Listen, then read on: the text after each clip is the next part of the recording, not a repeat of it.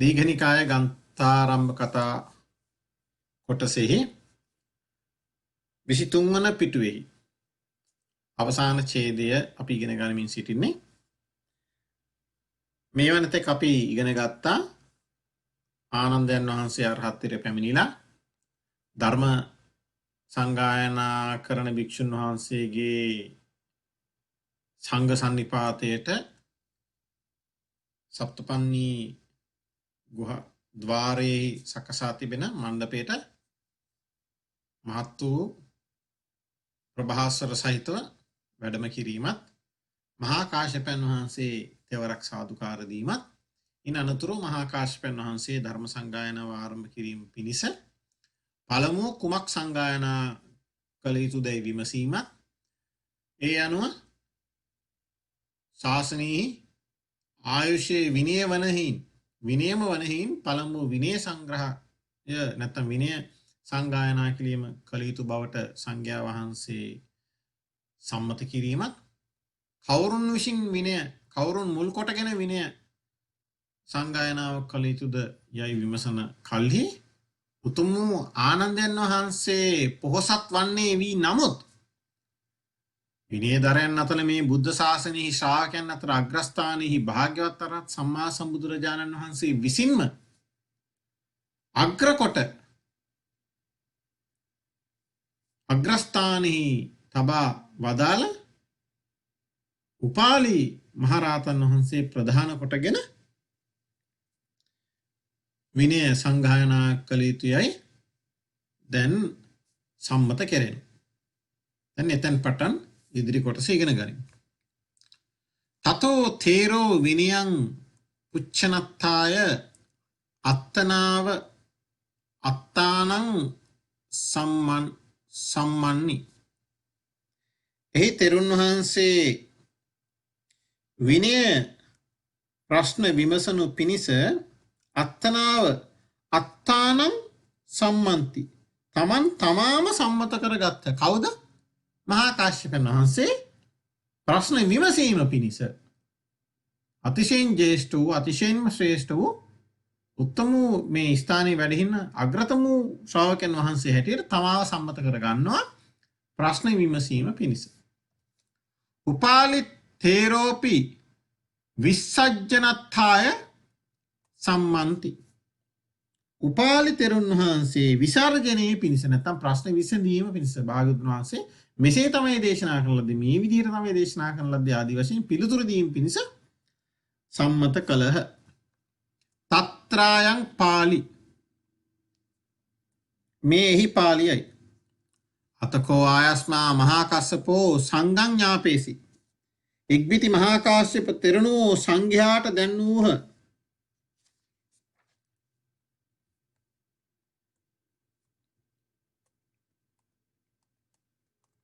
කොහොමද සම්මතයේ පිණිස දක්වන මෙන්න මෙහෙම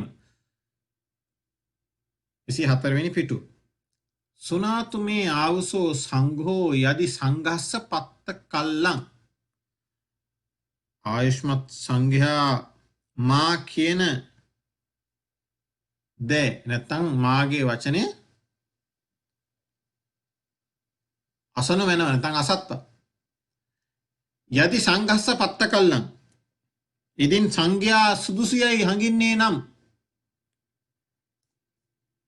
සංඝයා සුදුසුයයි කල් දක්ින්නේ නම් අහං උපාලින් විනයං පුච්චයන්ති.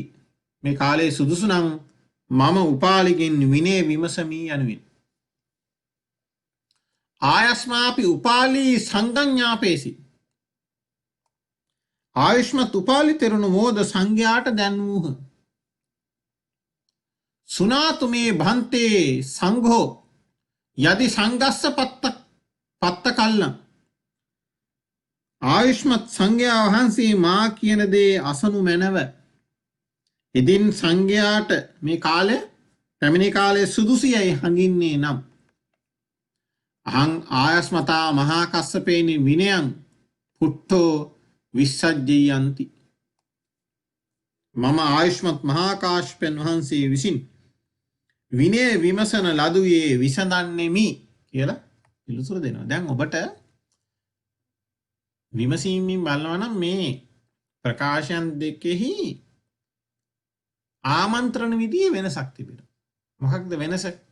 මහා කාශ්‍යපයන් වහන්සේ සංඝයා වහන්සේ අමතන්නේ කොහොමද? සුනාතු මේ ආවුසෝ සංඝෝ යනුයි. ආයුෂ්මත් සංඝයා මාගේ වචනය අසත්වා යනුයි. උපාලි මහරහතන් වහන්සේ කොහොමද සංඝයා වහන්සේ අමතන්නේ? සුනාතු මේ භන්තේ සංඝෝ. සංඝයා වහන්සේ මා කියන දේ අසනු වෙනවා කියලා. මේ කාරණයට හේතුවක් තිබෙනවා.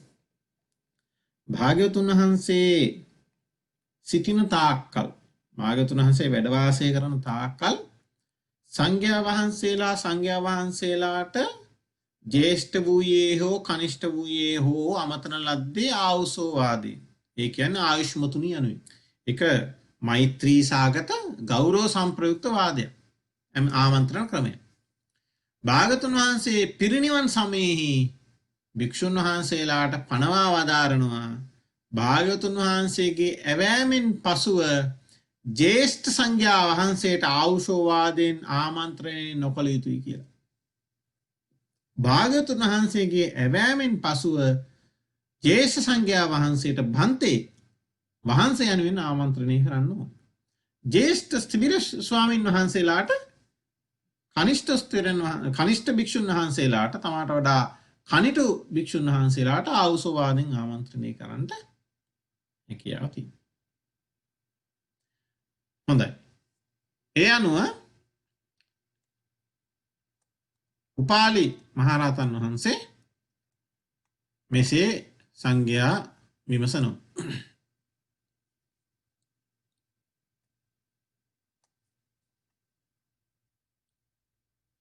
ඒවං අත්තානං සම්මන්නිත්වා මෙසේ තමා සම්මත කොටගෙන සංඝයා වහන්සේ සම්මත කිරීමෙන් අනතුරුව ආයස්මා උපාලි උත්ථායාසනා ඒකංසං චීවරං කତ୍වා ආයුෂ්මත් උපාලි තෙරුන් වහන්සේ උත්ථායාසන අසුනින් නැගිට ඒකංසං චීවරං කତ୍වා සිවුර ඒකාංශ කොට තේරේ භික්ඛු වන්දිත්වා ස්ථවිර භික්ෂූ වැඳ ධම්මාසනේ නිසීදි ධර්මාසනේහි හිඳගත්ත දන්තක චිතං බීජනින් ගහෙත්තා. ඇද්දලින් කළ විජිනිපත, ඇද්දලින් කැටයම් කළ විජිනිපත ගෙන ධර්මාසනී හිඳගත්ත. තතෝ මහා කස්සපත්තේරෝ තේරාසනී නිසීදිත්වා. ඉන්පසු මහා කාශ්‍යප තෙරුන් වහන්සේ තේරාසනී හිඳ ආයස්මන්තං උපාලින් විනයං පුච්චි. ආයුෂ්මත් උපාලි තෙරුන්ගෙන් විනය විමසූහ. පඨමෝ ආවුසෝ උපාලි පාරාජිකං කත්ත පඤ්ඤත්තන්ති. දැන් පළමු ප්‍රශ්නේ විසඳනවා. මොකද්ද පළමු ප්‍රශ්නේ විසඳන්නේ? පළමු ප්‍රශ්නේ විමසනවා මහා කාශ්‍යපයන් වහන්සේ. කුමක්ද පළමු ප්‍රශ්නේ? ආයුෂ්මත් උපාලි පළමු පාරාජිකාව කොතැනකදී පනවන ලද්දේද? වේශාලියං භන්තේති. ස්වාමීනි වේශාලියෙහි විශාලා නුවරදීය. කං ආරබ්භාති කවුරුන් අරබයාද?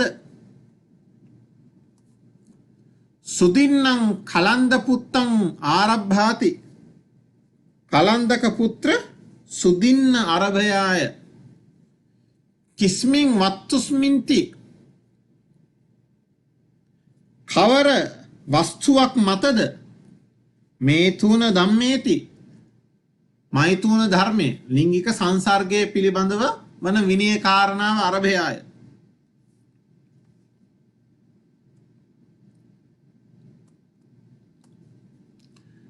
අතකෝ ආයස්මා මහා කස්සපෝ ආයස්මන්තං උපාලින්. ඉක්බිති ආයුෂ්මන් මහා කාශ්‍යපයන් වහන්සේ ආයුෂ්මත් උපාලි තෙරුන්ගෙන් පඨමස්ස පාරාජිකස්ස වත්තුම් පිපුච්චි පළමු පාරාජිකාවෙහි වස්තුව විමසූහ. ඒ කාරණය කුමක්ද කියලා වස්තුව විමසනවා. නිදානම් පිපුච්චි නිදානය හේතු කාරණය වෙච්ච සිදුවීමත් විමසනවා. පුද්ගලම් පිපුච්චි සම්බන්ධ වන පුද්ගලයා විමසනවා. පඤ්ඤත්තිම් පිපුච්චි භාග්‍යවතුන් වහන්සේ කරුණ ලද පැනවීම විමසනවා. අනුපඤ්ඤත්තිම් පිපුච්චි භාග්‍යවතුන් වහන්සේ මුල්ම පැනවීම කළ ඉන්න අනුතුරුව කරන්නා වූ අනුපැනවීම ඊට අදාළ අනුපැනවීම විමසනවා.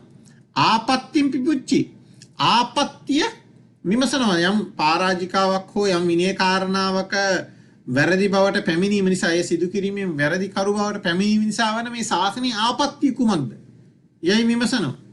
අනාපත්තිම් පිපුච්චි නිවැරදි කරු වීමේ විදිහක් තියෙනවා නම් ඒ සම්බන්ධයෙන් ඒ කාරණාවට වැරදි කරු නොවන ක්‍රමයක් තියෙනවා නම් එයත් විමසනවා. පුට්ටෝ ආයස්මා උපාලි විසජ්ජේසි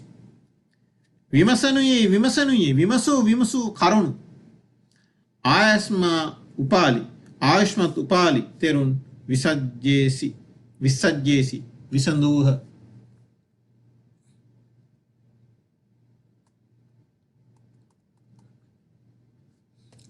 ඊළඟ ඡේදය කිං පනෙත්ත පඨම පාරාජිකේ කිංචි අපනේ තබ්බං වා පක්ඛි තබ්බං වා අත්ථි නත්ථීති.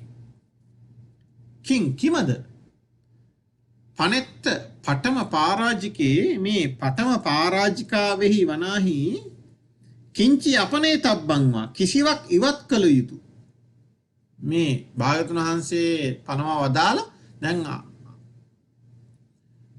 විනීතරන් අතර අග්‍ර වූ උපාලි තෙරුන් වහන්සේ විසින් විසඳන ලද මේ පඨම පාරාජිකාවේ මේ අනාගතයේ පිණිස ඉවත් කළ යුතු මොනවාරි තිබුණද? අපනේ තබ්බං. අපනේ තබ්බං වා පක්ඛි තබ්බං වා අත්ථීති නත්ථීති. අලුතෙන් ඇතොල් කළ යුතු දෙයක් හෝ වීද නොතිබීද එහෙමනි දෙයක් තිබුණද නැද්ද කියලා අහනවා. අපනේ තබ්බං නත්ථි ඉවත් කළ යුතු කිසිවක් නම් නැති. බුද්දස්සහි භගවතෝ භාසිතේ අපනේ තබ්බං නාම නත්ථි.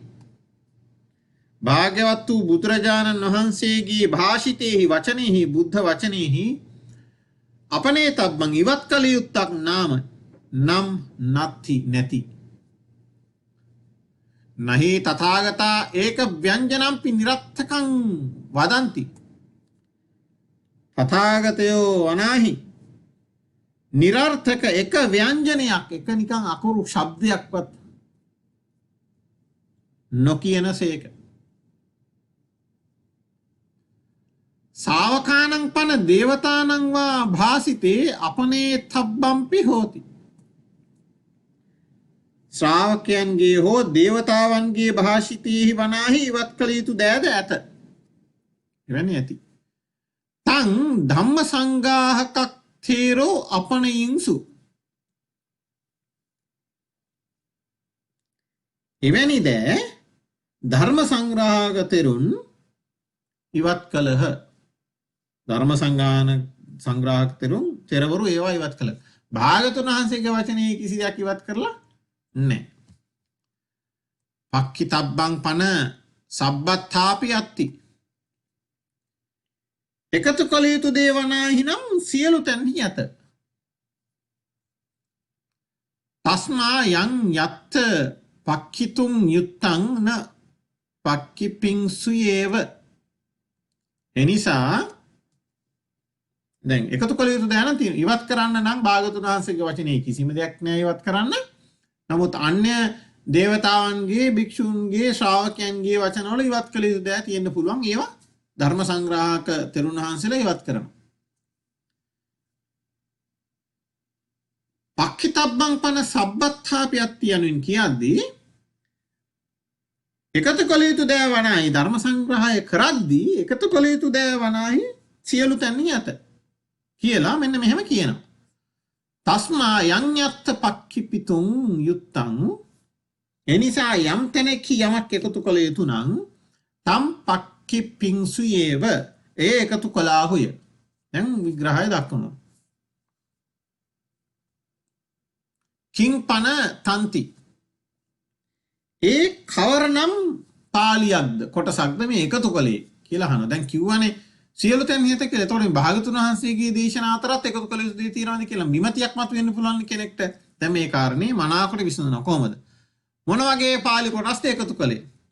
තේන සමේනාතිවා එකල්හි කියාහෝ තේනකෝ පන සමේනවාති ඉක්බිති ඒ කාලෙහි යනුවෙන් හෝ අතකෝ වාති ඉක්බිති යනුවෙන් හෝ ඒවං උත්තේති භාගතුන් වහන්සේ මෙසේ කියන ලද යනුවෙන් හෝ ඒ තද වෝචාතිවා මෙසේ දේශනා කරන ලද්දාහු යනුවෙන් හෝ ඒවමාදිකං සම්බන්ධ වචන මත්තා මෙබඳු ඒ කියන ලද බව කියන්න ව්‍යාකරණය මනාකොට කීම සඳහා අවශ්‍ය සම්බන්ධ කරන වාක්‍ය පමණ. භාග්‍යවතුන් වහන්සේ මෙසේ කියන ලද කියන කාරණය භාග්‍යවතුන් වහන්සේ කියලා නෑනේ සූත්‍රයේදී.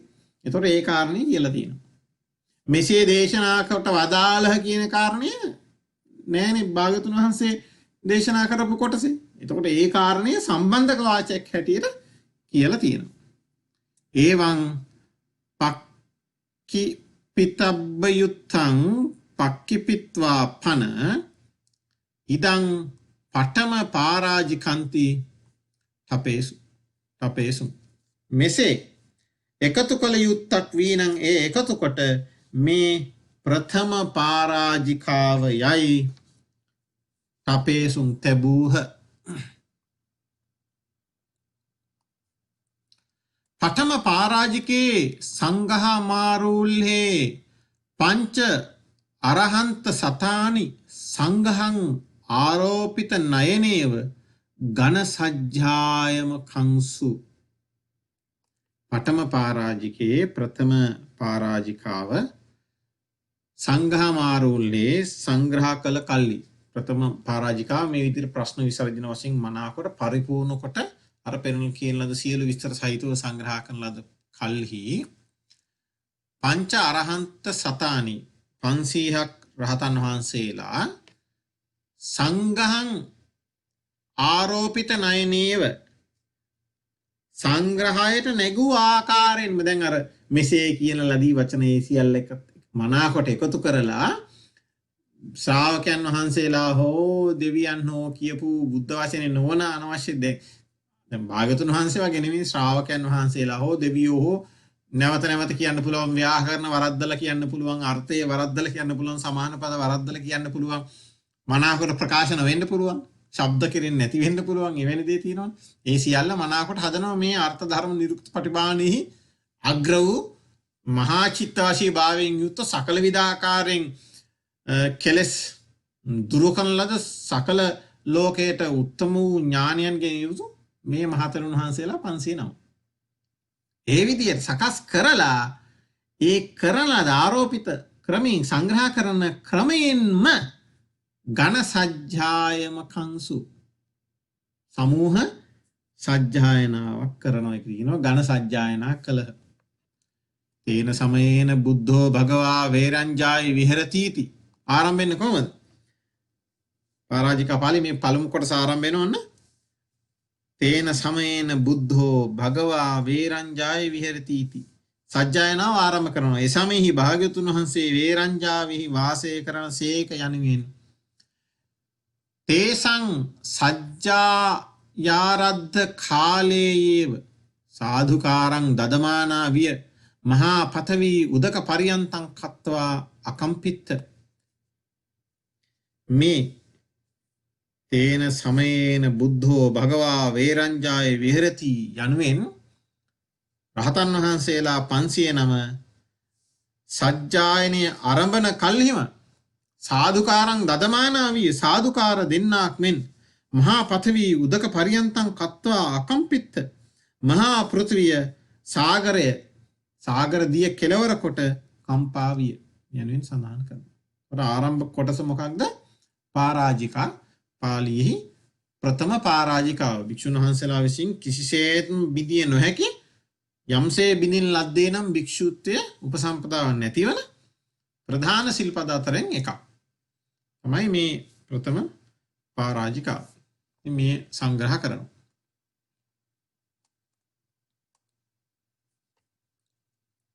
ඒතේනේව නයන සේසානි තීනි පරාජිකානි සංඝං ආරෝපෙත්වා උන්වහන්සේලා මේ ආකාරයෙන්ම ඒ තීනේව නයන මේ ක්‍රමයෙන්ම සේසානි සෙසු තීනි පරාජිකානි සෙසු පරාජිකා තුනද සංඝං ආරෝපෙත්වා සංග්‍රහයට නගා ඉදං පරාජික ඛණ්ඩන්ති ඨපේසු මේ පරාජිකා කාණ්ඩයයි තැබූහ. සියලු පරාජික හතරෙක් කොට පරාජික කාණ්ඩයයි තැබූහ. තේරස සංඝාදි ශේෂානි තෙලස් නැත්නම් 13ක් සංඝාදි ශේෂයන්ද පරාජිකා ශික්ෂාපද හතරට පසුව බලවත්ම ශික්ෂාපද මේ ප්‍රබලම ශික්ෂාපද 13ක් තියෙනවා සංඝාදි ශේෂ නමින්. තේරස සංඝාදි ශේෂානි තේරස කාන්ති ඨපේසු තෙලස් සංඝාදි ශේෂයන්ද තේරසකයයි තැබූහ. දේ සික්ඛාපදානි අනියතානීති ඨපේසු ශික්ෂාපදයන් දෙකක් අනියතයයි තැබූහ. අනියත ශික්ෂාපද නමින් ශික්ෂාපද දෙකක් තියෙනවා. දැන් වරදවා ගන්න එපා. මේ අනියත ශික්ෂාපද කියන්නේ නියත නොවන අර්ථයෙන් කියන තිබුණත් නැහැ කමක් නැහැ වගේ එකක් නෙමෙයි. අනියත නමින් හඳුන්වා තියෙන ශික්ෂාපද දෙකක්. දේශික්ඛාපදානි ඒ ශික්ෂාපද දෙක අනියත යයි තැබූහ. තින්ස සික්ඛාපදානි නිස්සග්ගීයානි පාචිත්‍යානීති ඨපෙන්සු. ඉන් අනතුරුව ශික්ෂාපද 30ක් නිස්සග්ගීය පාචිත්‍යයි තැබූහ. දැන් මෙහෙමයි. උපසම්පදා ශීලයට භික්ෂූන් වහන්සේලාට ශික්ෂාපද 227කුත් භික්ෂුණීන් වහන්සේලාට ශික්ෂාපද 311කුත් සංග්‍රහ වෙලා තියෙනවා භාගතුන් වහන්සේගේ ආඥාව පරිදි. භික්ෂුන් වහන්සේලාගේ ශික්ෂාපද වන්නේ පරාජිකා 4ක් සංඝාදිශේෂ 13ක් අනියත ශික්ෂාපද 2ක් නිස්සග්ගීය පාචිත්‍ය නමින් හැඳින්වෙන ශික්ෂාපද 30ක් පාචිත්‍ය නමින් හැඳින්වෙන ශික්ෂාපද 92ක් පාටිදේශනීය නමින් හැඳින්වෙන ශික්ෂාපද 4ක් ශේඛියා නමින් හැඳින්වෙන ශික්ෂාපද 75ක් අධිකරණ සමත නමින් හැඳින්වෙන ශික්ෂාපද 7ක්. මේ ක්‍රමයෙන් තමයි ශික්ෂාපද 227 සංග්‍රහ වෙන්නේ. මේ ඒ ගැන තමයි කියවෙන්නේ. දැන් නිස්සග්ගීය පාචිත්‍ය ශික්ෂාපද 30 ඒ විදිහට නිස්සග්ගීය පාචිත්‍ය යනුවෙන් තබනවා. ද්වේනෞති සික්ඛාපදානි පාචිත්‍යානීති ඨපෙන්සු 92ක් ශික්ෂාපදයන් පාචිත්‍ය ශික්ෂාපද හැටියට තබනවා. චත්තාරි සික්ඛාපදානි පාටිදේශනීයානීති ඨපෙන්සු පාටිදේශනීය නමින් ශික්ෂාපද 4ක් තබනවා. පංච සත්තති සික්ඛාපදානි සේකියානීති ඨපෙන්සු සේකියා නමින් ශික්ෂාපද 75ක් තබනවා. සත්ත ධම්මේ අධිකරණ සමතාති ඨපෙන්සු ධර්මයන් 7ක් නැත්තම් සප්ත ධර්මයන් අධිකරණ සමතයයි තැබූහ. එවං සත්ත වීසාධිකානි ද්වේ සික්ඛාපද සතානි ද්වේ සික්ඛාපද සත කියලා කියන්නේ ශික්ෂාපද සතයන් හෙවත් ශික්ෂාපද 100 ඒවා ද්වේ දෙකක් සත්ත වීසාධිකානි අධික වූ ශික්ෂාපද 27ක් සහිතව. ඒ කියන්නේ ශික්ෂාපද සියලුම 227ක් වශයෙන් සියල්ලම 227ක් වශයෙන් මහා විභංගෝති කිත්තෙත්වා ඨපේසු මහා විභංගයයි නම් කොට ප්‍රකාශ කොට තැබූහ. එතකොට මහා විභංගය කියලා කියන්නේ භික්ෂුන් වහන්සේලාගේ ශික්ෂාපද 227 සියල්ල එක්වගෙන මහා විභංගාවසානේපි පුරිමනයනේව මහා පතවි අකම්පිත්ත මහා විභංගය සංග්‍රහ කොට ඒ අවසානයේ සජ්ජායනා කරද්දිත් පුරිම නයනේව පෙර කියන ලද පරිදිම මහා පෘථිවිය කම්පා විය යනුවෙන් සඳහන් වෙනවා. ඊළඟ පිටුව තතෝ භික්ඛුනී විභංගේ අට්ඨ සික්ඛාපදානි පාරාජික ඛණ්ඩේ නාම ඉදන්ති ඨපේසුම්. ඉන් අනතුරුව මහා විභංගයට අනතුරුව භික්ඛුනී විභංගයේහි අටක් වූ ශික්ෂාපද පාරාජිකා ඛණ්ඩ මේ අයි තැබූහ. සත්තරස සික්ඛාපදානි සත්ත රසකන්ති ඨපෙන්සු. ශික්ෂාපද 17ක් සත්ත රසකයේ තැබූහ. තින්ස සික්ඛාපදානි නිස්සග්ග්‍යානි පාචිත්‍යානිති ඨපෙන්සු. ශික්ෂාපද 30ක් නිස්සග්ගීය පාචිත්‍යයේ තැබූහ. සට්ටි සත සික්ඛාපදානි පාචිත්‍යානීති ඨපෙන්සු. ශික්ෂාපද 166ක් පාචිත්‍යයයි තැබූහ. අට්ඨ සික්ඛාපදානි පාටි දේශනීයානීති ඨපෙන්සු. ශික්ෂාපද 8ක් තවත් ශික්ෂාපද 8ක් පාටි දේශනීයයි තැබූහ. පංච සත්තති සික්ඛාපදානි සේකියානීති ඨපෙන්සු. තවත් ශික්ෂාපද 75ක් සේකියා යයි තැබූහ. සත්ත ධම්මේ අධිකරණ සමතාති ඨපෙන්සු.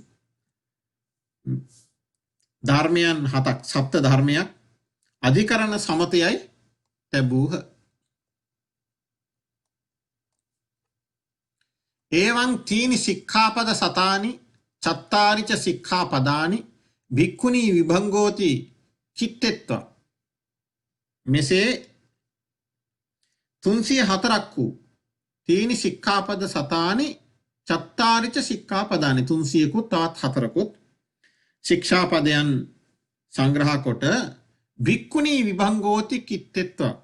භික්ඛුනී විභංගයයි නම් කොට කීර්තනය කොට නම් කොට අයං උභතෝ විභංගෝ නාම චතුසට්ටි භානවාරෝති ඨපෙන්සු. මේ උභතෝ විභංගයේ නම් බණවර 64කි යයි තැබූහ. උභතෝ විභංගාවසානේපි උත්තනයේනේව මහා පතවි කම්පෝ හෝසි.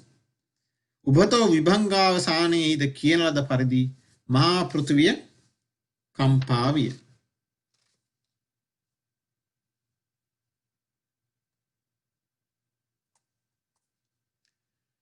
ඒතේනේ වූ පායේන අසීති භානවාර පරිමාණ කන්දකම්.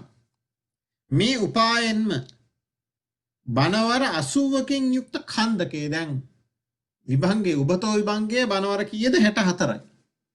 ඊට වඩා දිග තවත් ශික්ෂාපද විනය කාරණා සහිත බණවර 80කින් යුක්ත කන්දකය පංචවීසති භානවාර පරිමාණං පරිවාරංච. ඊට අමතරව බණවර 25කින් යුක්ත පරිවාරයේද සංඝහං ආරෝපෙත්වා සංග්‍රහයට නගා ඉදං විනය පිටකං නාමාති ඨපේ සුම්. මේ විනය පිටකයේ නමයි තැබූහ. විනය පිටකාවසානයේපි උත්තනයේනේව මහා පතවි කම්පෝ අහෝසි. විනය පිටකයේ අවසානයේහිද කියන ලද අයුරෙන් කියන ලද ක්‍රමෙන් මහා පෘථිවිය කම්පා විය. තං ආයස්මන්තං උපාලින් පටිච්ඡාපේසුම්. එය ආයුෂ්මත් උපාලි තෙරුන්ගෙන් නැවත ඇස්වූහ. ආවුසෝ ඉමං තුයිහං නිශ්චිතකේ වාචේහීති. ආයුෂ්මතුනි මේ ඔබ නිශ්‍රය කොට කියනු මැනවි යනුවෙන්.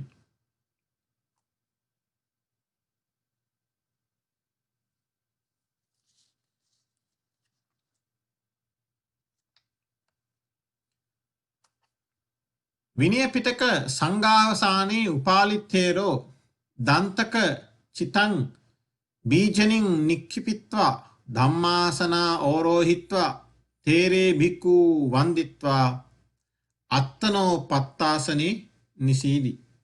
විනය පිටක සංග්‍රහ කිරීම අවසානයේහි උපාලි තෙරුන්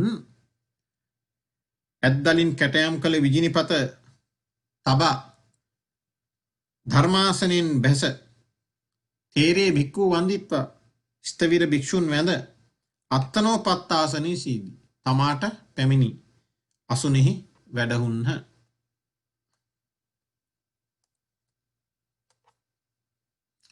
විනයං සංගායිත්වා ධම්මං සංගායිතු කාමෝ ආයස්මා මහාකස්සපෝ භික්ඛු පුච්චි. විනය සංග්‍රහ කොට ධර්මයේ සංග්‍රහ කරනු කැමැති ආයුෂ්මත්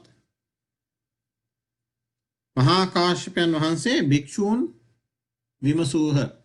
ධම්මං සංගායන්තේහි කං පුග්ගලං ධූරං කତ୍වා ධම්මෝ සංගායිතබ්බෝති. ධර්මයේ සංගායනා කරන්නේ කවර පුද්ගලයෙකු ධූරේ තබා කවර පුද්ගලයෙකු ධූරය කොට ධර්මයේ සංග්‍රහ කළ යුතුද? භික්ඛු ආනන්දත්තේරං ධූරං කତ୍වාති ආහංසු. භික්ෂූහු ආනන්ද තෙරුන් ධූරය කොටියයි පැවසූහ. අතකෝ ආයස්මා මහා කස්සපෝ සංගඤ්ඤාපේසි. ඉක්බිති ආයුෂ්මත් මහා කාශ්‍යපයන් වහන්සේ සංඝයාට දැන්වූහ. කොහොමද ඥප්තිය කරන්නේ? සුනාතු මේ ආවුසෝ සංඝෝ යදි සංඝස්ස පත්ත කල්ලං ආං ආනන්දං ධම්මං පුච්චයන්ති. ආයුෂ්මත් සංඝයා මා කියන දේ අසනු මැනවි. නැත්නම් අසත්ව. යම්සේ සංඝයා සුදුසියයි හඟින්නේ නම් අහං ආනන්දං ධම්මං පුච්චයන්ති. මම ආනන්දගෙන් ධර්මයේ විමසමි යනුයි. අතකෝ ආයස්මා ආනන්දෝ සංගඤ්ඤාපේසි. ඉක්බිති ආයුෂ්මත් ආනන්දයන් වහන්සේ නැත්නම් ආනන්ද තෙරුන් වහන්සේ සංඝයාට දැන්වූහ. සුනාතු මේ භන්තේ සංඝෝ යදි සංඝස්ස පත්ත කල්ලං. ආයුෂ්මත්නි සංඝයා මා කියන දේ අසනු මැනවි.